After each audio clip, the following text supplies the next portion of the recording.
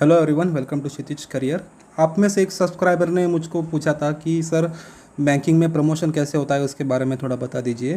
तो देखिए, बैंकिंग में प्रमोशन दो तरीके से होता है। एक तो आप नॉर्मल ट्रैक में प्रमोशन ले सकते हो कि जैसे कि सीनियरिटी के बेस पे होता है वो। दूसरा टाइप है, उसको फास्ट ट्रैक कहते हैं। उसको आपको एग्ज़ाम देना पड़ता है, उसके बाद इंटरव्यू होता है, फिर आपका प्रमोशन होता है। तो नॉर्मल ट्रैक है, उसमें सीनियरिटी के बेस पे रहता है, इसलिए आपके प्रमोशन को देरी हो सकती है।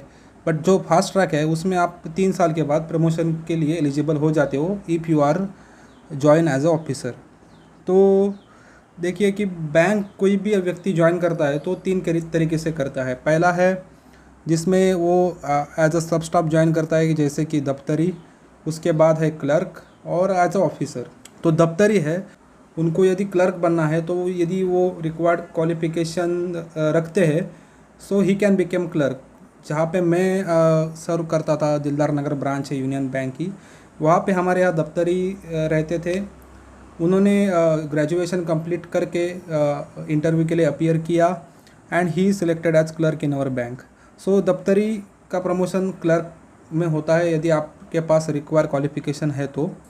उसके बाद क्लर्क जो रहते हैं उनको भी फास्ट ट्रैक प्रमोशन के लिए ऑफिसर की एग्ज़ाम रहती है, उसमें वो ऑफिसर बन जाते हैं, या नॉर्मल ट्रैक में भी वो ऑफिसर स्केल 1 ऑफिसर बन जाते हैं। तो as a scale 1 officer join करते हैं, जैसे कि पीओ है, एसओ है, तो वो लोग को प्रमोशन देने के लिए 3 साल तक वेट करना होता है। एक बार उनका 3 साल कंप्लीट होने के बाद वो एग्ज़ामिनेशन होती है फिर से, उसके बाद इंटरव्यू होता है, उसके बाद प्रमोशन होता है।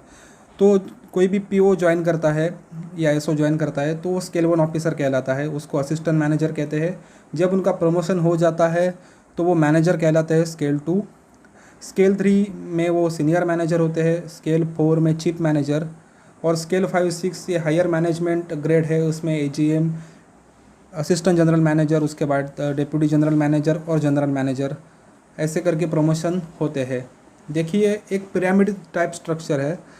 जो लोअर स्ट्रेटा है, जो बैंकिंग के लोअर ऑफिसर लेवल है, स्केल 1 से स्केल 2 तक प्रमोशन होने के चांसेस बहुत ज़्यादा रहते हैं, क्योंकि ज़्यादा वैकेंसीज रहती है।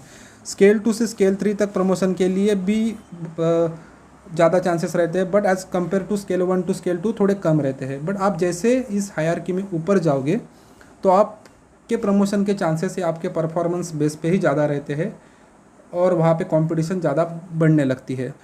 यदि आपके मन में कोई सवाल हो तो मुझको कमेंट सेक्शन में बताओ। Thanks for watching, have a nice day.